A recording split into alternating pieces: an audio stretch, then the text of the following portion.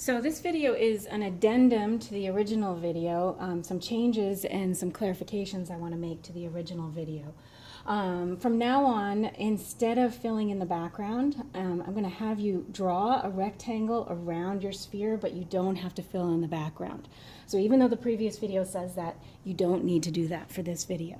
You don't need to do that for this exercise. I mostly want to get people focused on the issues that happen inside the sphere, and you have enough shading exercises on the previous exercises, so you're getting to do plenty of shading. Okay, so I have started a sphere here. The first thing I've done is I've set up my outlines very carefully. My lines are very light. I've made sure that I have an H shape for the direction of the lines. I've also made sure that my poles of the terminator, when they cut through the circle, cut through it exactly at 50-50. Once I've done all that and I've checked the checklist on the sphere outlines handout, I know that I'm ready to fill in everything all one even tone. Now this took me a couple hours and I'm a pretty experienced shader. So take your time, spend a couple hours, come back to it later if you get too tired. But it's really got to all be 80% dark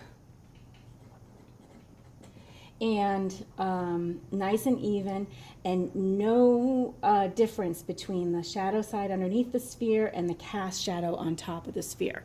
All right, just fill all that in all one even tone. All right, so I'm going to diagram a little bit of stuff about the next step.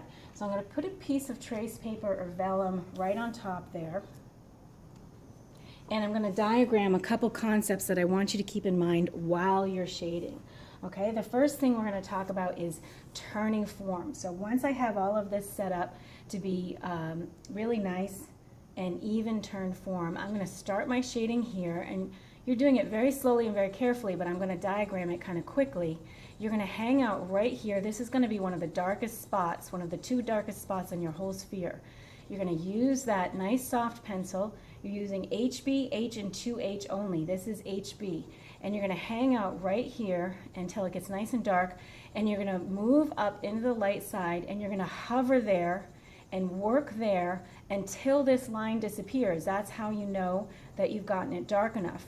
You're going to hover there, nice soft edges, nice little cloud of graphite, softer, slower, and more careful than I'm doing it now. This is just for the demonstration. And you're going to move up towards the light. Up, up, up, up, up towards the light, okay? And that's going to be what you're going to be focusing on when you turn form. All right, now I want to diagram a couple things to think about while you're turning form.